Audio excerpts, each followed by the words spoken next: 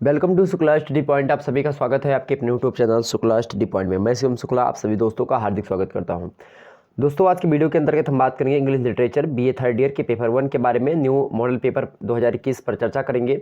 और पेपर 1 का आपके नाम है लिटरेरी फॉर्म्स एंड मूवमेंट, जिसको जब आप इसका अपना सिलेबस उठा करके देखेंगे तो उसमें 2 पार्ट में आपको बटा हुआ मिलेगा। पेपर 1 में अगर बात कीजिए, पेपर 1 के आपके नाम क्या है, लिटरेरी फॉर्म्स एंड मूवमेंट। अगर आपके भी पेपर का यह नाम है तो यहाँ से आपके एग्जाम्स में प्रश्न पूछे जाएंगे। ध्यान रखेंगे, यूनिट 1 में आपका लिटरेरी फॉर्म्स शामिल होता है और यूनिट 2 में आपका मूवमेंट एंड एज शामिल होता है। जैसे बात की जैसे कि जो लिटरेरी फॉर्म्स होते हैं, मतलब साहित्यिक रूप जो होते हैं आपके, उसमें आपका हो गया पोइट्री, ड्रामा, नोवेल, ऐसे ये सब शामिल होते हैं। पोइट्री में बात की जाए तो आपके में सोनेट हो गया, लिरिक हो गई, ओड, एपिक, और उसके बाद में ड्रामेटिक जो मोनोलॉग होते हैं वो शामिल होते हैं। वही बात की जाए ड्रामा में तो कॉमेडी हो गया, ट्रेजेडी हो गया, और उसके बाद में ट्रेजिक कॉमेडी हो गई, आपकी 1 एक्ट प्ले हो गया, या फिर इसी प्रकार से, मतलब 1 एक्ट प्ले मतलब होता है एक प्रकार से आप समझते हैं कि एक अंकी, जिसको आप हिंदी में या फिर ऐसे कहते हैं, इस तरीके का कुछ होता है। उसके बाद में जो है, उसके बाद में थिएटर ऑन द ऑब्जर्व, इसके बारे में हम चर्चा करते हैं। तो इस प्रकार से ये ड्रामा के अंतर्गत आते हैं। नोवेल में आप देखेंगे हिस्टोरिकल नोवेल हो गया, मतलब ऐतिहासिक नाटक हो गया, रीजनल मतलब क्षेत्रीय हो गया। इसी प्रकार से जो है आप समझते हैं जो है पिकारेस्क्यू, एक प्रकार से वह भी एक प्रकार पिकारेस्क नोवेल होता है। मैंने पिकारेस्क मतलब होता है पाखंडी एक प्रकार से, लेकिन पिकारेस्क नोवेल एक प्रकार से होता है, उसको पिकारेस्क नोवेल ही कहा जाता है। तो पिकारेस्क नोवेल हो गया। और उसके बाद में स्ट्रीम ऑफ जो है एक प्रकार से कंसेंसनेस नोवेल एक प्रकार से होता है। और शॉर्ट स्टोरी भी नोवेल के अंतर्गत देख लेते हैं हम, ठीक है। और पर्सनल एस्से में पर्सनल एस्से होता है कुछ, मतलब व्यक्तिगत जो एक प्रकार से निबंध हो, या इम्पर्सनल होता है कुछ एस्से, ठीक। इसी प्रकार से तमाम सारे एस्से के बारे में मतलब कि टाइस ऐसे होते हैं, तो इन सभी के बारे में आपके पूछे जाते हैं प्रश्न। वही बात की जाए यूनिट 2 से, तो मूवमेंट एंड एज से, जैसे कि आपकी बात की जाए रेनेसेंस एंड रिफॉर्मेशन, मतलब कि पुनर्जागरण वगैरह से, ठीक, या पुनरुत्थान, या पुनरुद्धार, इन सभी से प्रश्न आपके आते रहते हैं, मतलब युग होता है, ठीक। उसके बाद में जो है मेटाफिजिकल पोइट्री हो गई आपकी, न्यू क्लासिकल एज हो गया, रोमांटिक मूवमेंट हो गया, उसके बाद में विक्टोरियन लिटरेचर हो गया, और जो है आपकी जो 20वीं शताब्दी की जो एक प्रकार से सेंचुरी की जो लिटरेचर है, मतलब कि जो है 20th सेंचुरी लिटरेचर, उसके बारे में, और सिम्बोलिज्म के बारे में, और उसके बाद में फेमिनिज्म के बारे में यहाँ से आपसे पूछा सकते हैं प्रश्न। तो इन सभी पर हम चर्चा करेंगे और महत्वपूर्ण प्रश्नों को आपको दिखाने का प्रयास करेंगे, जिससे कि इंपॉर्टेंट प्रश्न आपके एग्जाम्स में बने हुए हैं, और ये प्रश्न कहीं ना कहीं पे एग्जाम्स में आपके पूछे ही गए हैं। तो आप फटाफट से जितने भी लोग देख रहे हैं वीडियो को लाइक कर दीजिएगा और शेयर कर दीजिए। सभी लोगों के पास वीडियो को शेयर कर दीजिएगा, जितने भी लोग देख रहे हैं, और लाइक कर दीजिएगा। ओके, चलिए शुरू करते हैं आज का वीडियो लेक्चर और जानते हैं आखिरकार लिटरेरी फॉर्म्स एंड मूवमेंट से आपके क्या क्या प्रश्न पूछे जाते हैं। पेपर 1 का नाम है आपके, और मोस्ट इंपॉर्टेंट क्वेश्चंस के बारे में यहाँ पर आपको बताने का प्रयास करेंगे। आपके सामने प्रश्नों की कतार इस प्रकार से आ चुकी है मेरे भाई। देखिए यहाँ पर सबसे पहले देखिए यहाँ पर BA part 3 English literature. Okay, paper 1 का आपके क्या नाम है, literary forms and movements. Okay, इसके बारे में हमको चर्चा करनी है। आइए देखते हैं एक एक मुद्दे को हम अच्छे तरीके से आपको बताते हुए चलते हैं। सबसे पहले जब आप पेपर पहले आता था आपके सामने, तो वहाँ पर नोट लिखा रहता था ये ऐसे, अटेम्प्ट ऑल सेक्शंस एंड पर इंस्ट्रक्शंस, मतलब सभी खंडों के उत्तर दीजिए उसके निर्देशानुसार। अब भी आपको यही लिखा मिलेगा, लेकिन अब आपको क्या लिखा मिलेगा, जो सेक्शन ए, सेक्शन बी और सेक्शन सी, 3 खंडों में आपका पेपर बटा हुआ होता है। सेक्शन ए से आपके अति लघुत्तरीय, सेक्शन बी से आपके लघुत्तरीय, और सेक्शन डी से आपके दीर्घोत्तरीय प्रश्न। मतलब कि जो है सेक्शन ए से आपके पूछे आते थे प्रश्न जो है very short type questions. Okay, और सेक्शन बी से आपसे पूछे आते थे short answer type question. Okay, और जो आपका सी होता था सेक्शन सी से आपके लॉन्ग आंसर पूछे आते थे। अब यहाँ पर और सेक्शन बी में ही अगर आपको जो है अगर किसी की व्याख्या वगैरह करनी हो, रेफरेंस और कॉन्स्ट्रक्ट लिखना हो, तो वहीं से प्रश्न पूछे जाते थे। लेकिन अब क्या होगा, आपका भी वैसा होगा, लेकिन पहले आपको सेक्शन ए से 10 प्रश्न पूछे जाते थे, अब आपके 5 प्रश्न पूछे जाएंगे। अब पहले सेक्शन बी से आपके जो है मेरे प्यारे दोस्तों 5 प्रश्न पूछे जाते थे लघुत्तरीय की, जिनमें 2 व्याख्याएं वगैरह शामिल होती थी, अगर आपके में व्याख्या शामिल है तो, अगर नहीं तो बाकी 3 जो है 5 प्रश्न पूछे जाते थे। अब केवल 3 प्रश्न पूछे जाएंगे।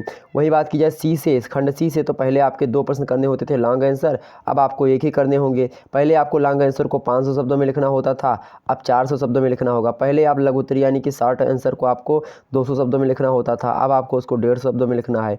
इसी प्रकार से पहले आपको अति लघु यानी वेरी शॉर्ट टाइप जो वेरी शॉर्ट क्वेश्चन होते हैं उसके आंसर को आपको 50 शब्दों में पहले लिखना होता था यानी 50 वर्ड्स में।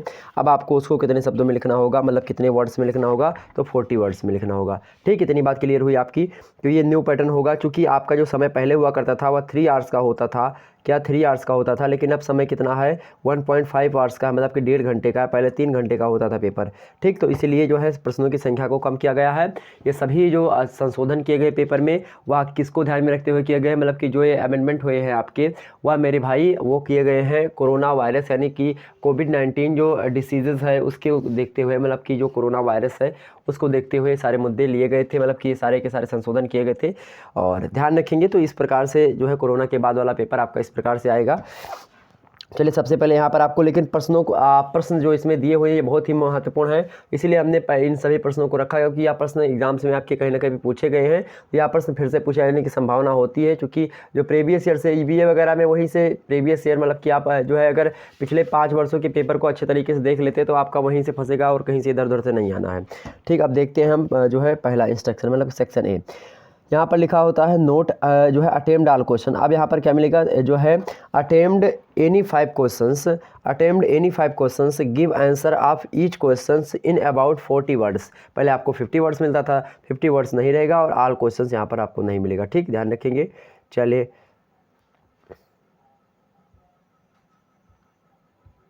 आगे बढ़ा जाए।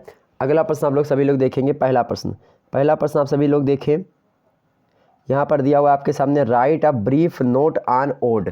क्या write a brief note, brief मतलब क्या होता है, एक प्रकार से संक्षिप्त, नोट मतलब एक प्रकार से टिप्पणी वगैरह करना या फिर एक प्रकार से उस पर लिखना। तो राइट मतलब लिखना, अ ब्रीफ नोट, ब्रीफ नोट मतलब क्या होता है, टिप्पणी करना। ब्रीफ नोट मतलब क्या होता है, टिप्पणी करना। ओके, ऑन किस पर, ऑन माने पर, ओड माने क्या होता है, ओड एक प्रकार से जो पोइट्री होती है उसका एक भाग होता है। ओड हो गया, सोनेट हो गई, लिरिक हो गई, एपिक हो गई, ये सब ड्रामेटिक मोनोलॉग, मतलब कि एक प्रकार से जो है लॉफ हो गया, ये सब क्या होते हैं आपके। यह जो लिरिक सॉरी वो होता है, क्या कहते हैं, पोइट्री के भाग होते हैं।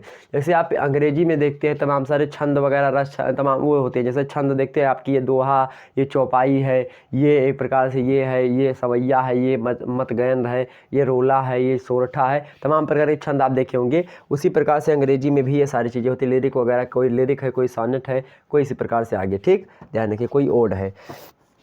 तो ओड भी कई प्रकार के होते हैं, वो फर्स्ट ईयर में आपने पढ़ा होगा शायद। आगे देखते हैं, अगला प्रश्न आपके सामने पूछा गया है। अगला प्रश्न देखिए आप सभी लोग, अगला प्रश्न देखिए मेरे भाई, अगला प्रश्न सभी लोग देखने का प्रयास करेंगे। देखिए अगला प्रश्न दिया हुआ दूसरा नंबर की, व्हाट इज़ ड्रामेटिक मोनोलॉग। तो यहाँ पर आपसे पूछा गया पहले प्रश्न का मतलब ओड पर संक्षिप्त टिप्पणी लिखिए। ओड के बारे में आपको 40 शब्दों में लिखना है, आपसे बोल रहा है। ठीक, आगे देखिए अगला प्रश्न इंपॉर्टेंट आपका कौन सा, इसको भी पढ़ लीजिएगा। What is the dramatic monologue. क्या, what is the dramatic monologue. Monologue, dramatic monologue क्या है, पोइट्री है। क्या है, एक प्रकार से आप पोइट्री है इंग्लिश की, इंग्लिश पोइट्री में इसको शामिल किया जाता है। ड्रामेटिक मोनोलॉग को हिंदी में बात की जाए तो नाटकीय एकालाप कहा जाता है। क्या, नाटकीय एकालाप। नाटकीय एकालाप क्या है, आपसे पूछ रहा है नाटकीय एकालाप क्या है, मतलब ड्रामेटिक मोनोलॉग क्या होता है। मोनो, जब भी आप किसी भी शब्द के आगे मोनो देखते हैं अंग्रेजी में, तो मोनो का मतलब होता है एक। मोनो का मतलब क्या होता है, एक, मतलब और देखते हैं मोनो, ड्राई और पेंटा, हेक्सा, आक्ट, डोक, नोडेक, डोडेक, अनडेक, ये तमाम प्रकार चीज़ें होती हैं। आपने केमिस्ट्री में शायद इसको पढ़ा हो, कभी पढ़ा हो तो। व्हाट माने क्या, इस माने है, ड्रामेटिक मतलब होता है नाटकीय और मोनोलॉग मतलब होता है आपका एकात्मक। ठीक, ध्यान रखेंगे इतनी बात। तो ये आपका हो गया क्या, कि ड्रामेटिक जो मोनोलॉग है वह क्या है, आपसे पूछ रहा है। अगला प्रश्न देखें, तीसरा नंबर आपके इस सामने जो है यहाँ पर इंक्लूडेड है। देखें बहुत ही महत्वपूर्ण प्रश्न, इसको भी पढ़ लेने का प्रयास करेंगे आप सभी लोग। How many lines are there in sonnet. How many lines are there in sonnet. How many मतलब कि सॉनेट में कितनी लाइनें होती हैं, सॉनेट में कितनी रेखाएं या फिर कितनी लाइनें होती हैं, सॉनेट कितने लाइनों में लिखी जाती है। ये फर्स्ट ईयर में हमने इसको बताया था आपको। ठीक, ध्यान रखेंगे, और लेक्चर पढ़ा हुआ चैप्टर 1 का, उसको देखेंगे पता चल जाएगा। वैसे आप सभी को पता होगा, इसको आप देख लीजिएगा। आगे देखते हैं, अगला प्रश्न आपके सामने दिया है, चौथा नंबर। फटाफट सभी लोग वीडियो को लाइक और शेयर कर दीजिए, जितने भी लोग देख रहे हैं फटाफट से वीडियो को लाइक और शेयर कर दीजिए। ठीक, चलिए, तो नेम द 3 रोमांटिक पोएट्स। क्या, नेम द 3 रोमांटिक पोएट्स, मतलब कि 3 रोमांटिक पोइट्स के नाम बताइए। क्या आपसे क्या पूछ रहा है कि 3 रोमांटिक कवियों के नाम बताइए, अंग्रेजी की जो 3 रोमांटिक कवि हैं उनके नाम बताइए। ठीक, रोमांटिक पोइट जो हैं कितने, 3 रोमांटिक पोइटों के नाम आपको पूछ रहा है। अगला प्रश्न देखेंगे, क्या लिखा हुआ है, राइट इन शॉर्ट अबाउट, क्या राइट इन शॉर्ट अबाउट, यहाँ पर लिखा है मतलब कि पिकरेस्क्यू नोबेल, मतलब पिस्केरेस्क्यू मतलब कि पिकारेस्क, अगर आप इसके पढ़ेंगे पिकारेस्क, क्या पिकारेस्क, तो पिकारेस्क नोबेल के बारे में आपको लिखना है। पिकारेस्क का मतलब वैसे तो पाखंडी होता है, लेकिन यहाँ पर उसका मतलब वो नहीं होता, पिकारेस्क नोबेल होता है एक प्रकार से, और यह एक प्रकार से किसका भाग होता है, तो पिकारेस्क नोबेल जो होता है आपका, यह एक प्रकार से नोबेल जो आप में शामिल है उसका ही भाग होता है, नोबेल का एक भाग होता है पिकारेस्क नोबेल। जैसे आपका हिस्टोरिकल नोबेल होता है मतलब कि ऐतिहासिक नोबेल, रीजनल नोबेल होता है मतलब क्षेत्रीय नोबेल, इसी प्रकार से पिकारेस्क नोबेल भी होता है। ठीक, ध्यान रखेंगे। तो उसी के बारे में आपसे पूछ रहा है कि इसके बारे में क्या लिखे, पिकारेस्क नोबेल पर संक्षिप्त टिप्पणी आपको लिखना है शॉर्ट में। ठीक, ध्यान रखेंगे। आगे देखिए, define regional Nobel. Define regional Nobel मतलब क्या होता है कि क्षेत्रीय नाटक को एक प्रकार से डिफाइन करिए, बताइए क्षेत्रीय नोबेल क्या है, मतलब क्षेत्रीय नोबेल के बारे में आपको यहाँ पर क्या करना है, डिफाइन करना उसको, क्षेत्रीय नोबेल को मतलब बताना है उसके बारे में। ठीक, 40 शब्दों में। आगे देखते हैं अगला प्रश्न, पहले आपको 50 शब्दों में, जब 3 घंटे की परीक्षा होगी तो 50 शब्दों में ही लिखने को आएगा, ध्यान रखेंगे। आगे देखते हैं, give a short note on university bits, क्या यूनिवर्सिटी बिट्स, बिट्स मतलब होता है बुद्धि या दिमागी, क्या बुद्धि या दिमागी, यूनिवर्सिटी मतलब होता है विश्वविद्यालय, तो विश्वविद्यालय मतलब बुद्धि विश्वविद्यालय जो है वह पूछ रहा है कि गिव अ शॉर्ट नोट मतलब इसके बारे में संक्षिप्त टिप्पणी लिखें या टिप्पणी करें किसके बारे में, यूनिवर्सिटी बिट्स के बारे में, मतलब कि विश्वविद्यालय बुद्धि के बारे में। ठीक, आगे देखते हैं अगला प्रश्न आपसे पूछा जा सकता है, इंपॉर्टेंट है, राइट इन ब्रीफ मैथ्यू, क्या राइट इन मतलब कि write in brief Matthew Arnold as a Victorian poet, मतलब इसका क्या है, मैथ्यू आर्नोल्ड जो हैं वह एक लेखक हैं, कौन है, मैथ्यू आर्नोल्ड जो हैं वह एक लेखक हैं, उनको विक्टोरियन कवि के रूप में संक्षेप में आप बताइए। यह पूछा जा रहा है कि उनको विक्टोरियन कवि के रूप में, मतलब विक्टोरियन युग है एक प्रकार से, और उस बैक्टीरिया जैसे कि अपने में छायावाद, शुक्लोत्तर, ये तमाम सारे हिंदी में देखते हैं, वैसे जो होता है रीतिकाल आदिकाली सब, वैसे उसमें भी एक प्रकार से युग होता है, उसी को कहते हैं मतलब विक्टोरिया महारानी जो थी उनके समय के एज काल को हम क्या कहते हैं, विक्टोरियन एज कहते हैं। तो विक्टोरियन कवि के रूप में जो मैथ्यू आर्नोल्ड है उनको एक प्रकार से कवि के रूप में हमको बताना है कि हाँ उसी के समय के थे। जैसे कहा एक छायावादी रचनाकार के रूप में प्रसाद का चित्रण कीजिए या प्रसाद के बारे में बताइए, तो ऐसे यहाँ पर पूछा गया आपसे कि जो है विक्टोरियन कवि के रूप में मैथ्यू आर्नोल्ड को मतलब के बारे में बताइए, उनके बारे में मतलब उनको बताइए कि हाँ वो इसी की मतलब कि उसी युग के कवि रहे हैं। आगे देखते हैं अगला प्रश्न आपके सामने है, नेम द 3 मॉडर्न पोएट, क्या name the 3 modern poet, modern मतलब होता है आधुनिक, पोएट्स मतलब होता है कवि, तो नेम मतलब होता है आपका नाम पूछ रहा है, 3 जो है ऐसे लेखकों के नाम पूछ रहा है आपसे, 3 कवियों के ऐसे नाम पूछ रहा है जो कि आधुनिकता मतलब आधुनिक कवि हों। ठीक, ध्यान रखेंगे। तो 3 यहाँ पर आपको आधुनिक कवियों के नाम लिखने हैं। नेक्स्ट पर 10वां नंबर आपको दिया गया है क्या कि mention the key features of Shakespeare, मतलब कि शेक्सपियरियन ट्रेजेडी, मतलब इन शॉर्ट मतलब कि शॉर्ट में बताने का प्रयास करें, संक्षिप्त में बताने का प्रयास करें किसके बारे में, की फीचर्स मतलब मुख्य विशेषताओं की, या फिर मुख्य विशेषताओं को बताएं किसके किसके मुख्य जो है बताएं किसकी, जो ट्रेजेडी है, ट्रेजेडी का है हिंदी में त्रासदी जिसको कहते हैं। जैसे गोदान, आपने मुंशी प्रेमचंद का नाटक देखा होगा, तो गोदान जो है वह जीवन की त्रासदी पर आधारित है। त्रासदी मतलब होता है ट्रेजेडी अंग्रेजी में, इसका मतलब होता है खूब ज़्यादा घोर निराशा में आप हो, बहुत ज़्यादा एक प्रकार से आपके अंदर क्या हो जाए, घोर निराशावादी, मतलब कि बहुत ज़्यादा दुख हो आपके जीवन में। तो ऐसे में शेक्सपियरियन जो शेक्सपियरियन ट्रेजेडी है उसको शॉर्ट में आप बताने का प्रयास करें, उसके मुख्य मुख्य विशेषताओं को, मुख्य मुख्य चीज़ों को बताने का प्रयास करें। आपसे पूछ रहा है शॉर्ट में बताने का प्रयास करें। ये इतने 10 के 10 जो प्रश्न है बहुत ही ज़्यादा महत्वपूर्ण थे जो कि हमने आपको बताए हैं। ऐसे में आपसे पूछ सकता है सोनेट के बारे में पूछ सकता है, ओड के बारे में हमने बता ही दिया, लिरिक के बारे में, एपिक के बारे में आपसे पूछ सकता है। तो इन सभी को आप पढ़ने का प्रयास करेंगे। ठीक, आगे देखते हैं सेक्शन बी। सेक्शन बी से पहले आपका प्रश्न पूछा था, नोट में लिखा हुआ था पहले, attempt all questions give answer of each question in about 200 words, मतलब कि जो है अटेम्प्ट ऑल क्वेश्चन मतलब आपको सारे के सारे प्रश्न करने हैं।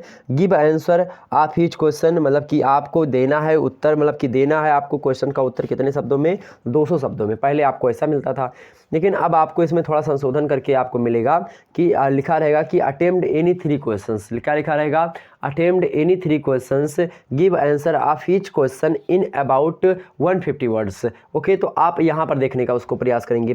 तो अब यहाँ पर आपको 150 वर्ड्स में यहाँ पर लिखने पड़ेगा, मतलब 150 शब्दों में, और यहाँ पर आपको लगभग 3 प्रश्नों को करने होंगे। ठीक, और यहाँ पर ये सारे के सारे जो प्रश्न दिए हुए ये सब इंपॉर्टेंट हैं। इन प्रश्नों को देख लेंगे तो आपके 3 प्रश्न तो फंस जाएंगे कहीं ना कहीं से। ठीक, ध्यान रखेंगे। आगे देखते हैं, पहला प्रश्न देखें, मेंशन द मेन फीचर्स। क्या? Mention the main features of Shakespearean, मतलब शेक्सपियर, मतलब जब यहाँ पर अपस्ट्रॉफी एस लग जाता है, अपस्ट्रॉफी एक्स मतलब कि इसका मतलब होता है यह सजीव व्यक्तियों के लिए लगता है, और जब यह लगता है इसका मतलब कि जैसे कि जो है शिवम सुबॉय, मान लेते कहते हैं शिवम सुबॉय, मतलब शिवम का लड़का जा रहा है, या बोले शिवम्स बुक, मतलब कि मेरी बुक्स है, या बुक ऑफ शिवम आप बोल सकते हैं, या शिवम की बुक है। ठीक, तो इसी प्रकार से होता है शेक्सपियरीज, मतलब होता है मतलब कि शेक्सपियर्स का यहाँ पर जो अपस्ट्रॉफी ऊपर जो कामा लग के लगता है, अपस्ट्रॉफियस इसको बोलते हैं, इसका मतलब होता है कि काकी के। ओके, ध्यान रखेंगे। तो आप देखते हैं हम इसको, और जब निर्जीव वस्तुओं के लगाने के लिए होता है तो हम ऑफ का प्रयोग करते हैं। ठीक, ध्यान रखेंगे।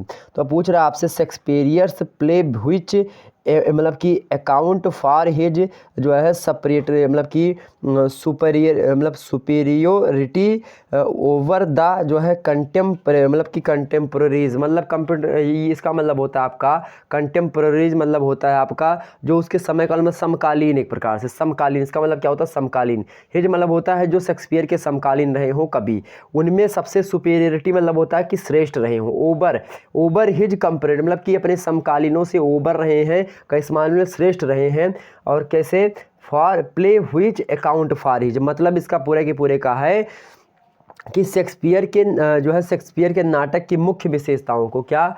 शेक्सपियर के नाटक के मुख्य विशेषताओं का उल्लेख कीजिए जो उनके समकालीनों पर उनकी श्रेष्ठता का क्या है? कारण है। इसका सीधा सा मतलब यह आपसे पूछ रहा है कि ऐसे उनके जो शेक्सपियर का जो नाटक है उसमें कौन कौन सी ऐसी विशेषताएं हैं, कौन कौन से मेन फीचर्स हैं जिसको आप बताने से क्या हो जाए, उनकी सुपेरिटी साबित हो जाए, मतलब कि वह सबसे उच्च पर हो जाए अपने समकालीन, जो उनके समकालीन कवि थे उनसे उच्च कैसे साबित होते हैं वह, इसके बारे में आपको बताना है।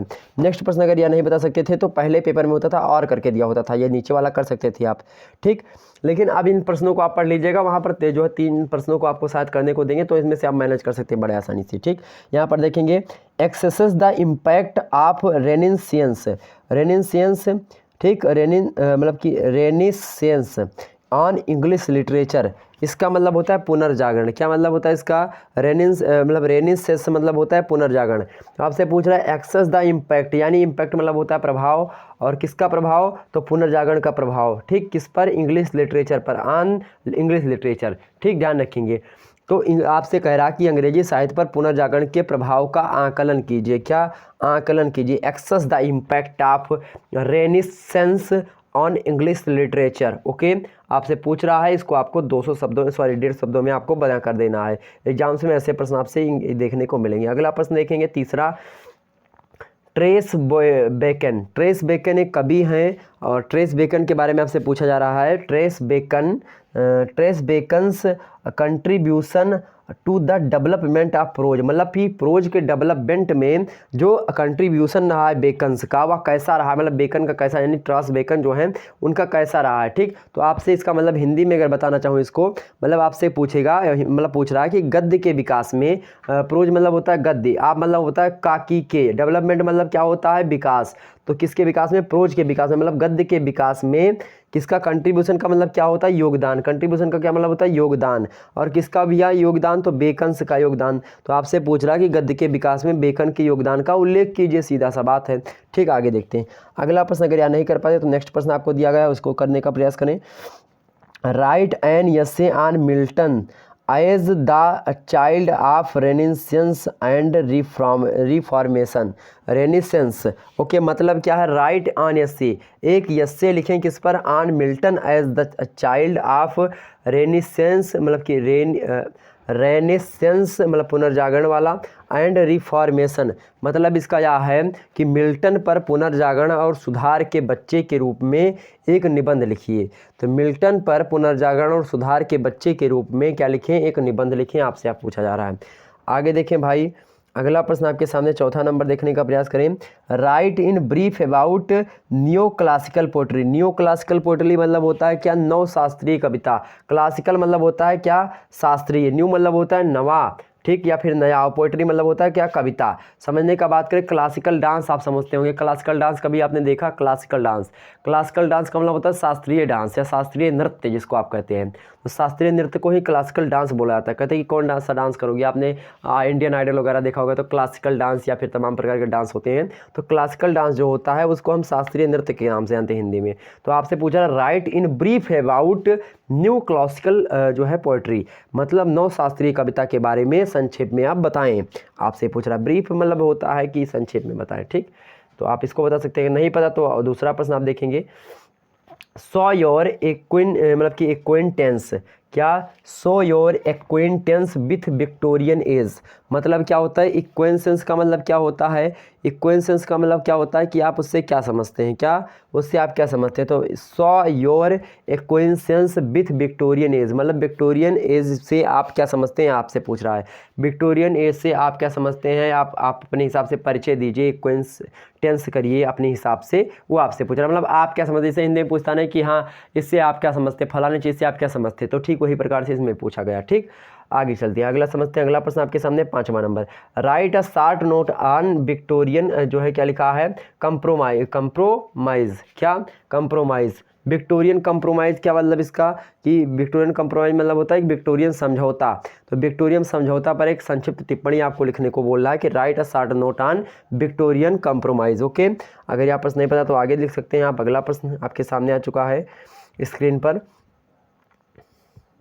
कंप्यूटर महोदय स्क्रीन पर अगला प्रश्न लाया जाए। चलिए, अगला प्रश्न आपके सामने आ चुका है, राइट अ नोट ऑन मेडिवलिज्म, क्या मेडिवलिज्म मतलब होता है मध्यकालीन वगैरह। ठीक, इन रोमांटिक पोएट्री मतलब जो रोमांटिक पोएट्री है, रोमांटिक जो काव्य है उस पर पूछ रहा है, रोमांटिक कविता में जो मध्ययुगीनता है उस पर टिप्पणी लिखिए। तो रोमांटिक कविता में जो मध्ययुगीनता है उस पर एक नोट लिखिए, मतलब जो रोमांटिक पोएट्री है उस पर मध्ययुगीन का मतलब जो मध्य युग का जो प्रभाव पड़ा है आपके, वह किस प्रकार से है, तो उस पर एक प्रकार से आपको टिप्पणी करने के लिए बोल रहा है। आगे देखते हैं अगला पर 6वां नंबर, मेंशन द चीफ ट्रेंड्स, क्या mention the chief trends, chief trends का मतलब क्या होता है, एक प्रकार से चीफ ट्रेंड्स का मतलब क्या होता है, chief trends in the modern poetry, chief trends का मतलब होता है कि प्रमुख प्रवृत्तियाँ, क्या प्रमुख प्रवृत्तियाँ, चीफ मतलब क्या होता है प्रमुख, और एक प्रकार से बात की जाए या चीफ मतलब प्रमुख या मुख्य कुछ भी आप बोल सकते हैं, और ट्रेंड्स का मतलब क्या होता है प्रवृत्ति। ठीक, ध्यान रखेंगे। तो इन द मॉडर्न पोइट्री मतलब कि आधुनिक कविता में क्या, एक प्रकार से आधुनिक कविता के बारे में मेंशन करिए, उसकी आधुनिक कविता की जो प्रमुख प्रवृत्तियां नहीं उनका उल्लेख करें आप। तो आधुनिक काव्य की प्रमुख प्रवृत्तियों का उल्लेख कीजिए, इसका मतलब है हिंदी में।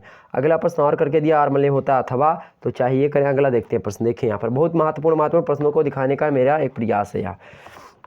देखिए अगला प्रश्न दिया गया आपसे कि राइट अ नोट ऑन रिवीवल, क्या रिवीवल और रिवीएबल मतलब क्या होता है आपका, रिवीवल मतलब होता है मेरे भाई, रिवीवल मतलब होता है पुनरुद्धार, क्या होता है पुनरुद्धार। तो आपसे पूछा write a note on revival of मतलब कि पोएटिक ड्रामा, मतलब पोएटिक ड्रामा का पुनरुद्धार जो हुआ उस पर आपको नोट लिखना है, कब में, इन मॉडर्न एज में, मतलब कि मॉडर्न एज में, आधुनिक युग में जो काव्य नाटक हैं, काव्य नाटक मतलब कि पोएटिक जो ड्रामा है, काव्य नाटक उसी को कहते हैं। तो पोएटिक नाटक के पुनरुद्धार पर क्या लिखें, एक टिप्पणी लिखें, आपसे आप पूछ रहा है। ठीक, क्या लिखें, मतलब आधुनिक युग में काव्य नाटक के पुनरुद्धार पर एक टिप्पणी आपसे पूछ रहा है लिखने के लिए। ठीक, तो ये प्रश्न आपके समझ में आ गया। तो सारे प्रश्न आपके समझ में आ गए होंगे, जाहिर सी बात है, मैं जैसे समझा रहा हूँ आपको। ठीक, आगे देखते हैं। फटाफट से एक बार वीडियो को लाइक कर, जितने भी लोगों की बातें समझ में आ रही तो फटाफट से लाइक और शेयर कर दीजिए सभी लोगों के पास। पेपर 2 से संबंधित बातें भी आपके करने का प्रयास करूंगा। पेपर 2 का क्या नाम है आपके, पेपर 2 का क्या नाम है भाई, पेपर 2 के आपके नाम है जो है 20th सेंचुरी इंग्लिश लिटरेचर, उसके बारे में चर्चा करेंगे। और आपका जो पेपर 3 है उसका नाम क्या है, फिक्सन, शायद फिक्सन नाम है, पहले कुछ दूसरा हुआ करता था, कुछ चेंजमेंट हुआ है उसमें, अभी आपको बताने का प्रयास करेंगे पहले क्या कहा जाता था उसको। ठीक, बाद में बता देंगे उसको, या पहले उसको बता दूं क्या कहा जाता था, पहले उसको बता दिया जाए क्या कहा जाता था। तो फिक्सन से पहले उसको हम क्या कहते थे, फिक्सन से पहले उसको कहते थे फंक्शनल इंग्लिश, क्या कहते थे, फंक्शनल इंग्लिश कहा जाता था। ठीक, आगे देखते हैं। अगला प्रश्न सेक्शन सी से आया आपका, सेक्शन सी में जब भी आप घुसते हैं तो सबसे पहले आपको यहाँ पर नोट में कुछ मिलता था पहले, attempt any two questions give answer of each question in about 500 words. मतलब आपको सारे प्रश्न, मतलब कि सारे प्रश्नों में से केवल 2 प्रश्नों को करने होते थे, किन्हीं 2 प्रश्नों के उत्तर दीजिए, प्रत्येक प्रश्न का उत्तर आपका लगभग 5 शब्द में होना चाहिए, इसका मतलब होता था। लेकिन अब आपको लिखा हुआ मिलेगा कि अटेम्प्ट एनी, या फिर आपसे मिलेगा attempt only 1 questions give answer of each question in about 400 words. आपको ऐसा लिखा मिलेगा, मतलब कि आप किन्हीं एक प्रश्न का उत्तर दीजिए या फिर केवल एक प्रश्न का उत्तर दीजिए प्रत्येक, और उस प्रश्न का उत्तर आपको जो है 4 शब्दों में देना है, ऐसे आपसे को देखे एग्जाम में। ठीक, तो एक प्रश्न आपको करने को आएगा। हालांकि यहाँ पर ये सारे के सारे प्रश्न इंपॉर्टेंट है, इनको पढ़ लीजिएगा, इनमें से एक आध तो आपका फंस ही जाएगा। देखिए पहला प्रश्न आपका इंपॉर्टेंट है, डिस्कस अल्फ्रेड जो है टेनिस, मतलब कि जो है टेंसन, मतलब कि टेनिसन। तो discuss Alfred Tennyson as a representative on Victorian age. मतलब इसका क्या है, विक्टोरियन युग के प्रतिनिधि कवि के रूप में जो अल्फ्रेड टेनिसन है, अल्फ्रेड टेनिसन एक कवि है, उनकी चर्चा कीजिए। तो विक्टोरियन युग के प्रतिनिधि के रूप में, प्रतिनिधि कवि के रूप में या प्रतिनिधि के रूप में जो है अल्फ्रेड टेनिसन की चर्चा कीजिए। जैसे हिंदी में आपसे प्रश्न पूछता था कि जो है एक प्रकार से जो है आप देखेंगे कि जो है बात की जाए भारतेंदु युग को पूछा था, कि भारतेंदु युग के बारे में आपसे पूछा था कि भारतेंदु युग के प्रतिनिधि के रूप में भारतेंदु हरिश्चंद्र की भी चर्चा कीजिए, भारतेंदु हरिश्चंद्र के बारे में बताइए। तो वैसे ठीक इसमें पूछा गया जो विक्टोरियन एज है उसमें जो रिप्रेजेंटेटिव के रूप में, मतलब कि प्रतिनिधि के रूप में किसका, अल्फ्रेड टेनिसन का क्या करें आप विवरण करें, उनके बारे में बताएं कि आखिरकार वो रहें कि नहीं रहे हैं। आगे देखें 8वां नंबर प्रश्न दिया गया है, टू व्हाट एक्सीलेंट, क्या extent, to what extent can the romantic movement in English poetry be described as a return to nature. क्या, फिर से पढ़ें, to what extent can the romantic movement in English poetry be described as a return to nature. इसका मतलब यह है कि अंग्रेजी कविता में क्या है भैया, इसका मतलब है कि हाँ, एक मिनट देखने का प्रश्न। 8वां नंबर प्रश्न आपका, हाँ 8वां नंबर तो बता रहा था, हाँ 8वां नंबर टू एक्सटेंट, हाँ ओके। तो 8वां नंबर में बता रहा था to what extent can the romantic movement, मतलब कि रोमांटिक कविता में, क्या अंग्रेजी कविता में, जो अंग्रेजी कविता की बात की जाए उसमें जो रोमांटिक आंदोलन हुआ था, मतलब कि रोमांटिक जो मूवमेंट हुआ था, रोमांटिक मतलब होता है रोमांटिक मूवमेंट, मतलब क्या होता है आपका रोमांटिक मतलब क्या होता है, मूवमेंट मतलब का तो जो आपका जो है एक प्रकार से आंदोलन वगैरह। तो अंग्रेजी कविता में जो रोमांटिक आंदोलन हुआ था उसको किस हद तक प्रकृति में, एक प्रकार से प्रकृति में वापसी के रूप में वर्णित किया जा सकता है, कि वापसी के रिटर्न ऑफ नेचर, मतलब प्रकृति में एक प्रकार से वापसी की है, कि प्रकृति चीज़ें प्रकृति के बारे में वहाँ पर ज़्यादा बताया जा रहा है। तो ऐसे में रिटर्न ऑफ नेचर मतलब जो है अंग्रेजी कविता में रोमांटिक मूवमेंट, जो आपका रोमांटिक आंदोलन हुआ वह इन इंग्लिश पोइट्री, मतलब इंग्लिश पोइट्री में be described as a return of nature, किस प्रकार से वर्णित किया जा सकता है, प्रकृति में वापसी के रूप में, प्रकृति के वापसी के रूप में किस प्रकार वर्णित किया जा सकता है रोमांटिक आंदोलन को, मतलब रोमांटिक मूवमेंट को इन इंग्लिश पोइट्री, मतलब अंग्रेजी साहित्य में, यह आपसे पूछ रहा है। ठीक, आगे देखते हैं। अगला प्रश्न आपके सामने 9वां नंबर दिया गया है कि अकाउंट फॉर, क्या दिया गया है, अकाउंट फॉर द जो है प्री वायलेंस, क्या दिया है, prevalence, account for the prevalence of melancholy in romantic poetry. मतलब इसका क्या है भाई, रोमांटिक कविता में उदासी की व्यापकता के लिए खाता, क्या उदासी की व्यापकता के लिए खाता आपसे पूछ रहा है। तो prevalence of melancholy in romantic poetry account for the, okay, ये आपसे पूछ रहा है कि इसके बारे में बताएं। ठीक, तो रोमांटिक कविता में उदासी की व्यापकता जो है, कि रोमांटिक कविता में उदासी बहुत ज़्यादा है। ऐसे आप देखेंगे बिहारी के युग में तो वहाँ पर मतलब कि घनानंद कवि, कि जिसको कहा जाता है प्रेम के पीर कवि कहा जाता है। ठीक, तो आखिरकार उसमें क्या उदासी का कविता है, तो एक प्रकार जो रोमांटिक कविता है, रोमांटिक कविता में उदासी की व्यापकता जो है उसके लिए आपको बताना कि आखिरकार व्यापकता कितनी है कितनी नहीं है, इसके बारे में आपको। आगे देखते हैं 10वां नंबर प्रश्न है, डिस्कस द मजोर ट्रेंड, मजोर मतलब होता है ज़्यादा। ठीक, तो 20वीं आपसे पूछ रहा है कि discuss the major trends in जो है 20th सेंचुरी इन इंग्लिश लिटरेचरी, मतलब कि लिटरेरी क्रिटिज्म क्रिटिज्म का मतलब होता है आलोचना। क्या? क्रिटिज्म का मतलब होता है हिंदी में आलोचना। लिटरेरी मतलब होता है साहित्यिक। और इंग्लिश में, इंग्लिश लिटरेचरी मतलब कि इंग्लिश साहित्य यानी अंग्रेजी साहित्य में आलोचना किसकी? 20वीं सेंचुरी में इन ट्रेंड्स, कौन था? मजोर ट्रेंड्स, मतलब 20वीं सदी की अंग्रेजी साहित्यिक आलोचना की प्रमुख प्रवृत्तियों की चर्चा कीजिए। प्रमुख मतलब क्या? मजोर ट्रेंड्स, मतलब अधिक अधिक जो प्रमुख रूप से आई हों, मजोर या फिर एक प्रकार से तमाम सारी चीज़ें, तो उसको हम प्रवृत्ति वगैरह फिर कहते हैं मुख्य रूप से प्रमुख। तो डिस्कस द मजोर ट्रेंड्स मतलब कि जो है प्रवृत्तियों की, प्रमुख प्रवृत्तियों की चर्चा कीजिए। किसमें? तो 20th सेंचुरी इंग्लिश लिटरेचरी क्रिटिज्म, मतलब कि जो है 20वीं शताब्दी में जो अंग्रेजी साहित्य रही है, उस अंग्रेजी साहित्य की जो आलोचना जगत है उस पर एक प्रकार से उसमें प्रमुख प्रवृत्तियाँ क्या कर रही हैं? आलोचना जगत की। ठीक, अंग्रेजी साहित्यिक आलोचना की। तो अंग्रेजी साहित्यिक आलोचना की 20वीं सदी में या 20वीं सदी की जो अंग्रेजी साहित्यिक आलोचना की होती है उसकी प्रमुख प्रवृत्तियां कौन कौन सी, उस पर आपको चर्चा करने के लिए बोल रहा था। आगे देखते हैं अगला प्रश्न आपका, मतलब कि अब नेक्स्ट पेपर आएगा, नेक्स्ट वीडियो के अंतर्गत आप देखेंगे पेपर 2 मॉडर्न लिटरेचर। अब मॉडर्न लिटरेचर के बारे में हम चर्चा करेंगे नेक्स्ट वीडियो में। तब तक के लिए आप लोग जो है एक प्रकार से इस वीडियो को लाइक कर दीजिए, चैनल पर अगर नए हैं तो सब्सक्राइब कर दीजिए। आने वाले समय में आपको अच्छी से अच्छी तैयारी इस चैनल पर करवाई जाएगी। तो फिर मेरे भाई ध्यान रखेंगे, नेक्स्ट पेपर जो पेपर 2 देखने के लिए इस चैनल को, मतलब इस वीडियो को ज़्यादा से ज़्यादा लाइक और ज़्यादा से ज़्यादा शेयर कर दीजिए। और इस पर ज़्यादा से ज़्यादा लाइक और शेयर आती तो मैं नेक्स्ट वीडियो आपके सामने प्रदर्शित करने का प्रयास करूँगा। ध्यान रखेंगे इस बात को। तो फटाफट से अभी लाइक करें और शेयर करें, और चैनल पर नए तो सब्सक्राइब करके और तभी जाइएगा और बेल आइकन को प्रेस कर दी ताकि तमाम प्रकार के नोटिफिकेशन आप तक पहुंचते रहें और सारे मुद्दे आपके क्लियर होते रहे। फिर मिलते हैं नेक्स्ट वीडियो में, तब तक के लिए जय हिंद जय भारत। इस सभी प्रश्नों को आप लोग एक बार जरूर पढ़ेंगे। ओके।